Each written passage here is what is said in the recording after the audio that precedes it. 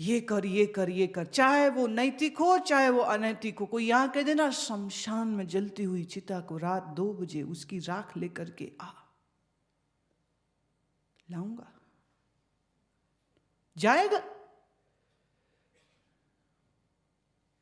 नीच से नीच कर्मों को करने में शर्मिंदगी नहीं होगी सकामी को, और वेद वचन जिन जिन कर्मों को करने के लिए कहते हैं उसको करने में भी उसको आनंद होता है, पर बाकी वेद के ज्ञान में उसे कोई रुचि नहीं। एक बार मैं हवाई जहाज से सफर कर रही थी, मेरे बगल में जो सज्जन बैठे थे तो वो शुरू हुए जैसे होते हैं सब लोग, आप वही हैं ना, यहीं से शुरू होते सब, आप वही हैं, हाँ वही वही है। उस आदमी ने एक बड़ी अद्भुत बात कही कि तो खाली प्रवचन ही करते, कुछ हाथ वत भी देखते।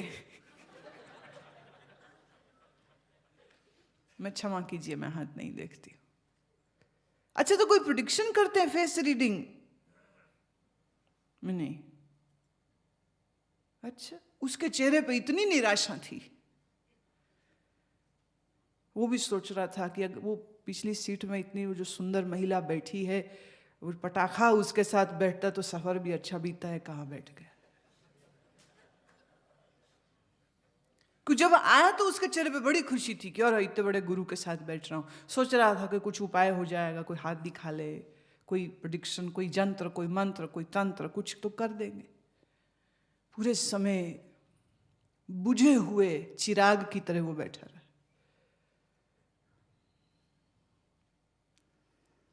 वेद में उसकी कोई रुचि नहीं, संतों में उसकी कोई रुचि नहीं। संत के नाम पर उसकी कामनाओं को पूर्ति करने का जो आश्वासन है उसमें बड़ी रुचि होती। कहाँ जाते हैं, मैं नाम नहीं ले सकती, वहां जाते हैं। वहां क्यों जाते हैं? जो मांगो मिलता है। कोई ए जा रहा है, कोई बी जा रहा है, कोई सी जगह जा रहा है, कोई डी में जा रहा है, कोई ई में जा रहा है। अब ये ABCD मैंने इसलिए बोली, अब इसमें फिल इन द ब्लैंक तुम अपने आप कर लेना, कौन कहाँ जाता है, कौन कहाँ जाता है, कौन कहाँ, तुम्हें सब पता है। जिसके आशीर्वाद से, किसके दर्शन से, किस दरगाह पे, किसकी समाधि पे, किस बाबा के, किस गुरु के, किस मंदिर में, किस तीर्थ में जाने से क्या होता है, सब जा रहे। पर ये जितने लोग हैं, श्री कृष्ण कहते ये सकामी पुरुष। स्वर्ग परः अन्यथा न अस्ति हति, इनको और कुछ नहीं दिखता। और ऐसे अविवेकी जन्म रूप कर्म फल को देने वाले और भोग और ऐश्वर्य की प्राप्ति के लिए बहुत सी क्रियाओं को विस्तार पूर्वक दिखाने के लिए शुभ युक्त वाणी कहते। माने श्री कृष्ण के समय पर भी ऐसा सब प्रोग्राम चल रहा था, तभी तो वो बोल रहे। क्रिया विशेष बहुलाम भोगैश्चर्य गतिम प्रति, जो भोग को, ऐश्वर्य को लाने के लिए, लेने के लिए प्रेरित करते हैं, ऐसी क्रियाओं को करने के लिए बोलते हैं। कामात्मानः स्वर्ग परः, उनकी कामना बस यही कि स्वर्गिक सुख मिल जाए, इस दुनिया का हो कि उस दुनिया का हो, उन्हें सिर्फ सुख चाहिए। ये कौन है? अविवेकी, अविपश्चितः, ये अविवेकी हैं। यामिमाम पुष्पिताम वाचम प्रबध्यन्त्य विपश्चितः, विपश्चितः का अर्थ होता है अविवेकी।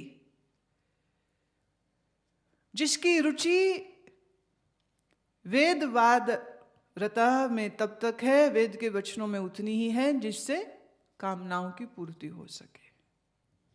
भोगैश्चर्य प्रसक्तानाम तया पहत चेतसाम व्यवसायात्मिका बुद्धि समाधो न विधीयते।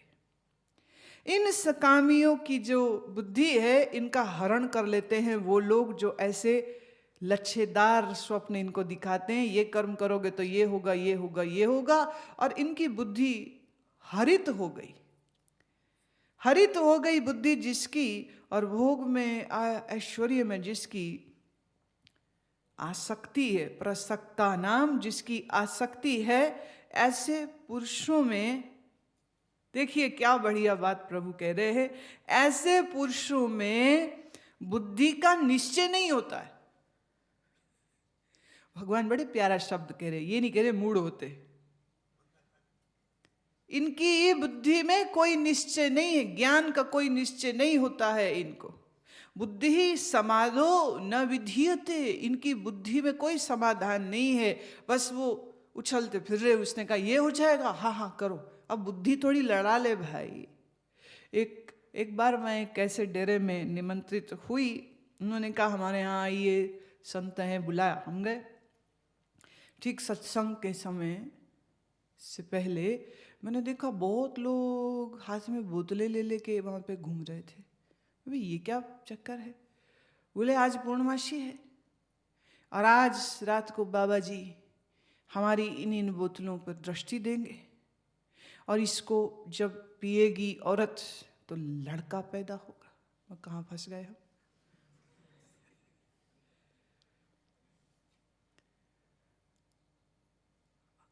मालूम तो था कि उनके यहाँ कुछ ऐसा चलता है, पर ठीक उसी दिन ये मेरे को बुलाएंगे।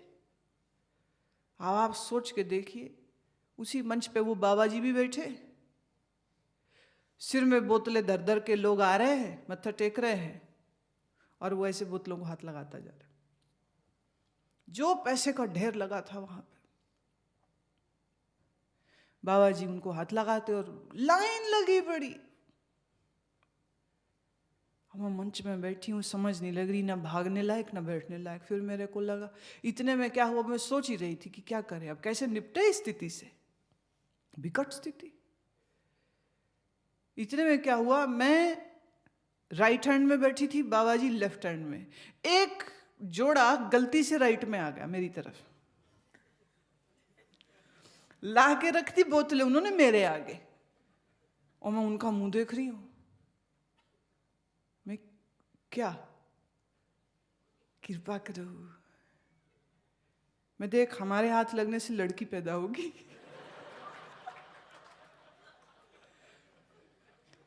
जैसे ये बोला उसने झट से अपनी टोकरी उठाई और भाग ली। अब तो नहीं जा सकती, अब तो ऑपरेशन करना ही पड़ेगा। जब मैंने बोलना शुरू किया, फिर जो धुनाई करी ना बेटे की चाह वाले और कामने वालों की, कि उस बाबा ने उस दिन के बाद से कभी ना मेरे को फोन, ना चिट्ठी। मैं ये बात बोलेंगे, जितने यहां बैठे 2-4 हजार आदमी, उसमें से कोई 2, कोई 3, कोई 4 तो शायद समझ ही जाए इस बात को, कैसे किसी के हाथ छूने से पुत्र पैदा होते। बुद्धि नहीं। कोई धागे बनवाता फिर रहा है, कोई राख खाता है और सिर पे भी लगाता है राख, और खुश होते, जय हो बाबा की। इनकी तो ये हालत है, वो कह देना ये राख खा ले तो ये खा भी जाएंगे। भगवान कह रहे ऐसे लोगों को, सकामी आदमी को अंतःकरण में निश्चयात्मक बुद्धि होती ही नहीं है। ये बेचारे बुद्धिहीन भाग रहे। त्रय गुण्या विषया वेदा निस्त्रय गुणयो भवार्जुन, निर्द्वंदो नित्य सत्वस्थो निर्योगक्षेम आत्मवान। भगवान कह रहे हैं ये सारी संसार की जो क्रियाएं हैं ये 3 गुणों से प्रेरित है। त्रैगुण्या विषया वेदा निस्त्रय गुणयो। सुन जरा, इन 3 गुणों का जरा प्रभाव सुन अर्जुन। इन 3 गुणों के कारण लोगों का संसार और संसार के विषयों के प्रति आकर्षण बनता है। और ये त्रिगुण क्या है? रजो सतो तमो। तमोगुण है तमस, रजोगुण है क्रिया, सत्वगुण है ठहराव। यह सृष्टि तामसिक है और मन तुम्हारा स्वभावतः नैसर्गिक रूप से राजसिक होता है, चंचल। रजोगुण प्रधान रहेगा, संसार में दौड़ रहेगी। सत्वगुण अगर प्रधान हो जाएगा तो तुम्हारा प्रवेश नित्य वस्तु में होने लग जाएगा। दो है, एक नित्य और एक है अनित्य। रजोगुण के कारण तुम्हारा झुकाव है अनित्य में, और सत्वगुण अगर बढ़ जाएगा तो तुम्हारा झुकाव हो जाएगा नित्य वस्तु में। अब असत्य से मन हटाने के लिए कुछ दंड बैठक नहीं पेलने, सिर्फ गुरु का वचन सुनना है। अब पिछले दरवाजे से भगवान कृष्ण गुरु महाराज को ला रहे हैं आगे कि गुरु के संसर्ग में आने पर तेरा सत्वगुण बढ़ेगा। सत्वगुण कैसे बढ़ता? सेवा, सुमिरन, ध्यान, प्राणायाम, धारणा, यही करने से सत्वगुण बढ़ता है।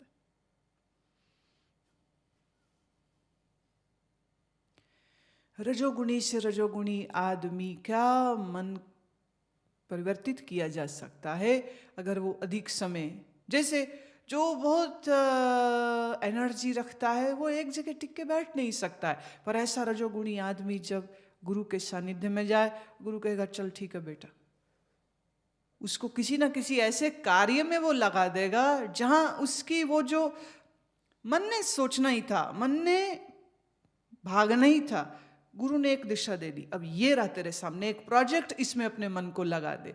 तो जो मन की सोच डिप्लीट हो सकती थी, जो एनर्जी डिप्लीट हो सकती थी, जो डिस्ट्रैक्शंस क्रिएट हो सकती थी, अब वो एक डायरेक्शन में जानी शुरू हो जाएंगी।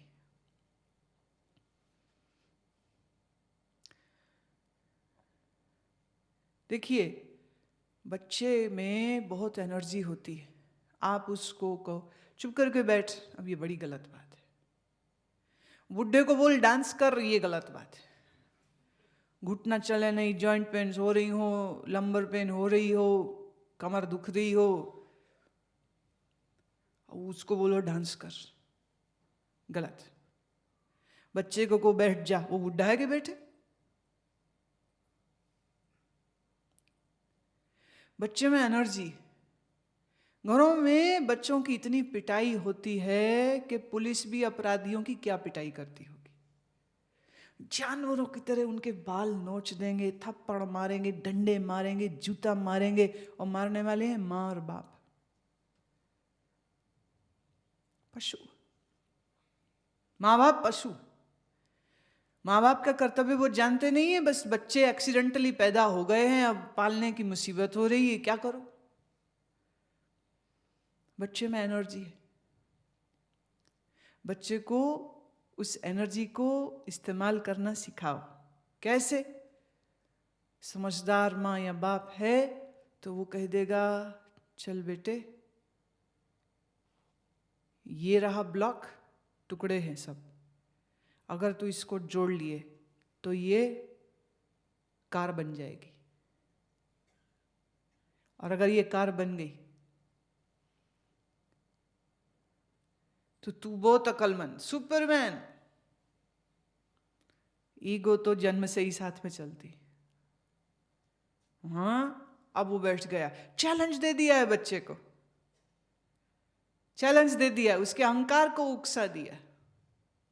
एनर्जी है, दिमाग है, ताकत है, अब उसकी यहां लग गई, कंस्ट्रक्टिव यूसेज हो गई।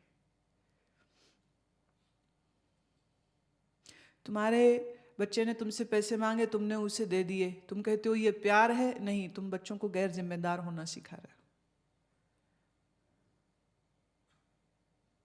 गिव देम सम वर्क, कि अपना कमरा क्लीन कर लो, फिर ले लो, बाथरूम साफ कर लो, ले लो, और जब वो कर ले जरूर से जोर से शाबाशी दो उस बच्चे को।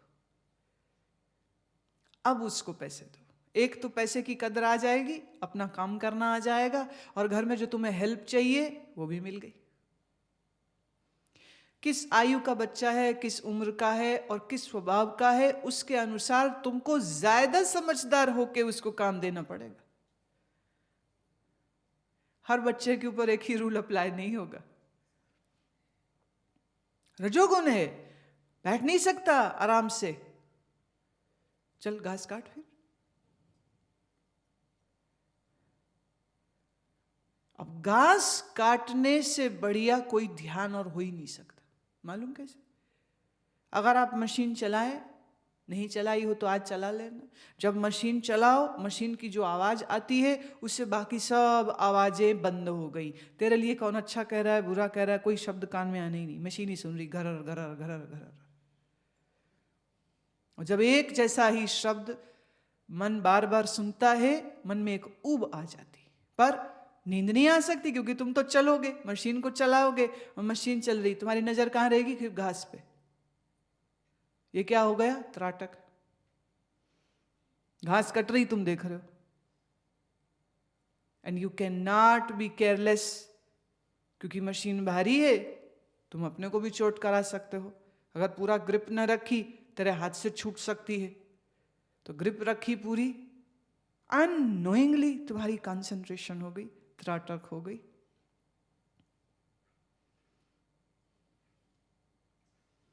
अब इतनी एक्सप्लेनेशन मैंने आज तक कभी दी नहीं, पर आज घास कटने की महिमा जो तुमने सुनी है, इससे तुम्हें विदित हो गया होगा। अब ऐसे ही किसी भी कर्म को करे और पूरी तरह करे, 100% इन्वॉल्वमेंट के साथ करे, तो हर कर्म चलता फिरता ध्यान हो सकता है। और याद रहे, सीधे जमीन पर चौकड़ी मार के बैठ ध्यान करने की कोशिश मत करना। जैसे ही कोशिश करोगे नींद में जाओ। मैं देखती हूं ना, बैठे ध्यान ऊँघ रहे होते। यहीं आश्रम में मैं कई दफे ड्यूटी लगा देती हूँ एक बंदे की, जो सिर ऊँघ रहा हो ना, यह रहा जग पानी का, उसके सिर में डाल देना।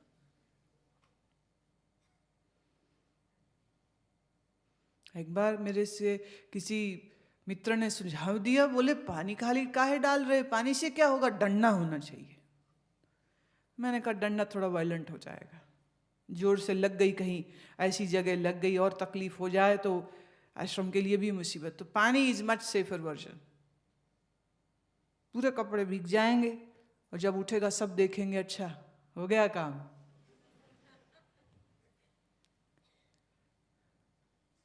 पर लोग इतने ढीठ है, वो उसमें भी उनको बेइज्जती दिखने लग जाती। अपनी भूल नहीं दिखती, प्रमाद नहीं दिखता, और गुरु की करुणा नहीं दिखती कि गुरु इतनी फिक्र ले रहा है कि तू सोया न रह जाए, और तेरी चाकरी कर रहा है, गुरु नौकर है तेरा। पर चेलों की बेशर्मी की भी हद है। वो बेशर्म रहते, उसमें भी उनको अपमान दिख जाता है, हमारी बेइज्जती हो गई। जिसको इज्जत बेइज्जती दिखती हो, जाने वो भी समर्पित नहीं है। क्या इज्जत, क्या बेइज्जती, क्या होता है ये, व्हाट इज दैट?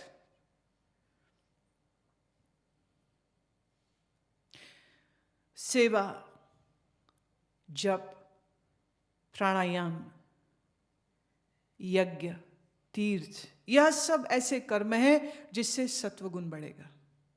अब जब सत्वगुण बढ़ेगा तो ज्ञान का अधिकार भी आ जाएगा। अब जब मन में सत्वगुण बढ़ा, सात्विकी मन वाले का ध्यान भी गहरा होगा। जिसका सत्वगुण ठीक नहीं है, वो आंख बंद करके बैठ जाए, विचार उड़ते रहेंगे बस उसके। याद रखे, विचार आना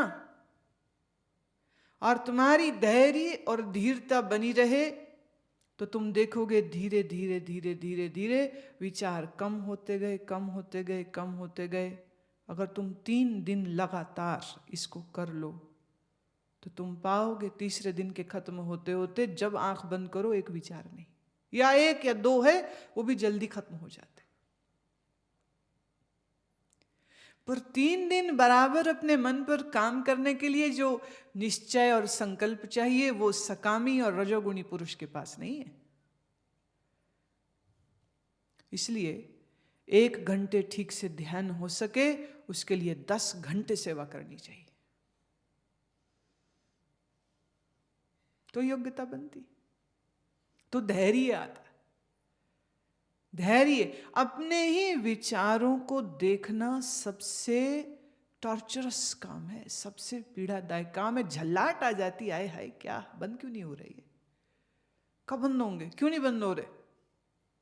पेशेंस चाहिए, असंगता का भाव, जितना गहरा असंगता का भाव उतना ही सहज होता जाएगा विचारों को देखना।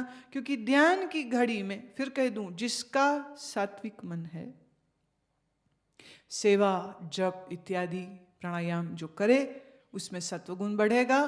फिर ऐसा सत्वगुण वाला व्यक्ति जब ध्यान करेगा और उस ध्यान की घड़ी में, ध्यान से सुनना इसको, उस ध्यान की घड़ी में जो विचार निकलते हैं वो असल में चित्त से खींच कर बाहर निकले विचारों का दहन हो रहा है तुम्हारी असंगता की इस होश के कारण। एक ही विचार 2 बार फिर नहीं आएगा, आएगा और खत्म, तुम्हारे विचारों की समाप्ति हो रही। They are being pumped out of your subconscious mind and they are being eradicated. Remember this. It is eradication process which is happening. Need not worry. उस समय साधक ये गलती ना कर ले कि अरे हम तो बहुत बहुत बेकार लोग हैं, हमारे तो विचार ही खत्म नहीं होते। Don't go in that direction. It's your mind which is playing this dirty game again.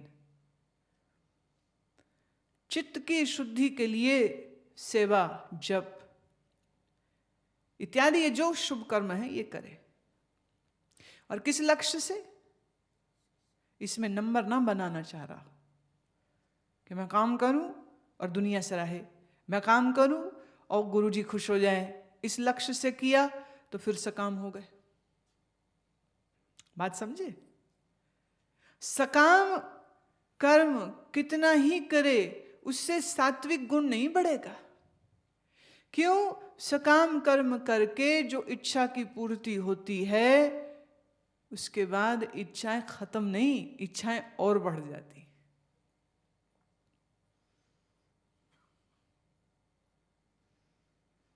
पर जब कामना के रहित कार्य करे तो वह सत्कार्य आपके सत्वगुण को बढ़ा देगा और यह जो आपका सत्वगुण है आपके मन को निग्रहित कर देगा।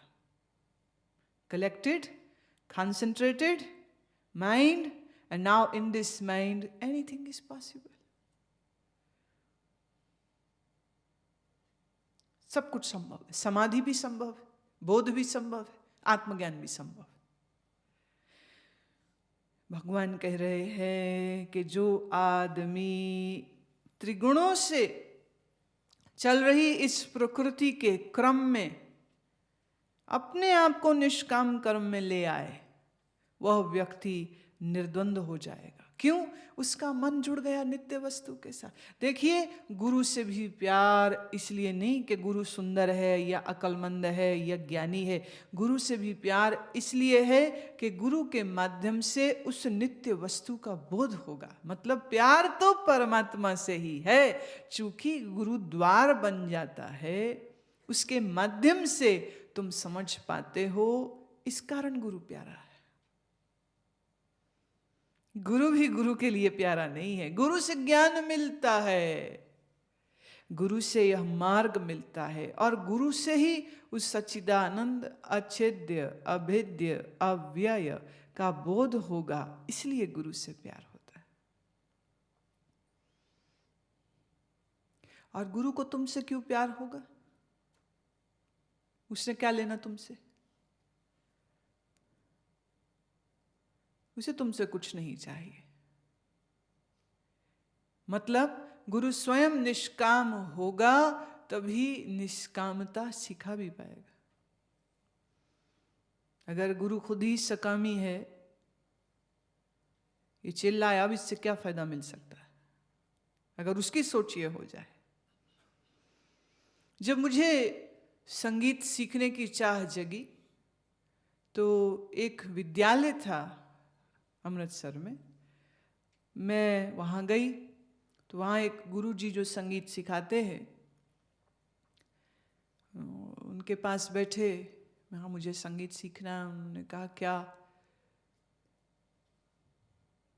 बस लाइट गाना अच्छा लगता है, क्लासिकल की तो रुचि नहीं, पर मूल ज्ञान मुझको लेने की चाह है। बोले अच्छा ठीक है, आप आ जाना कल से। तो 1 दिन गए, 2 दिन गए, 3 दिन गए। चौथे दिन कहते अच्छा आपके पिताजी क्या करते? मैं बताया अच्छा वो मेरा टेप रिकॉर्डर लेना था। अब उसकी फीस क्या है वो पहले ही बोल दी है, और फीस पहले ली उसने, क्लास मेरी बाद में शुरू करी। टेप रिकॉर्डर चाहिए था। अच्छा उनका ये काम है, तो उस काम से संबंधित 3 बातें उन्होंने और सुना दी। मुझे लगा क्या बात है, कोई बात नहीं। अगले दिन गए, एक और फरमाइश। मैंने अब सिखाना तो भूल गया, बस यही याद रह जाए। मैंने ये आदमी सिखाएगा नहीं, इसकी सिखाने की रुचि नहीं। मैं एक ऐसे संगीत सिखाने वाले गुरु के बारे में जानती हूँ जिनने 15 साल से दिन में 6-6, 8-8 घंटे संगीत सिखाया और बदले में 1 रुपया नहीं लिया। 1 रुपया नहीं। कि अगर आपने उनके सामने कोई फल या ऐसी चीज रख दी तो तुरंत अपनी जेब से निकाल के पैसे दे देंगे, ये ले पकड़, मैंने एहसान न कर मेरे को फल देके, चिढ़ जाएंगे आगे से। असली में वही सिखा पाता है। वह जानते हैं कि इस अमूल्य वस्तु का मोल पदार्थों से चुकाया नहीं जा सकता। अगर संगीत के बारे में किसी की इतनी श्रद्धा है तो ज्ञान के बारे में कितनी होनी चाहिए। ब्रह्मवेत्ता जानता है जो उसका धन है अनमोल है, इसका कोई मोल हो नहीं सकता है। तो जो आता है वो उससे करुणावश उसको ज्ञान के मार्ग पर चला रहा है। इसलिए नहीं कि ये मेरा रजिस्टर्ड चेला हो जाएगा तो फिर इस पिट्ठू से मैं अपने काम करवाऊंगा, उसकी ऐसी कोई मंशा नहीं।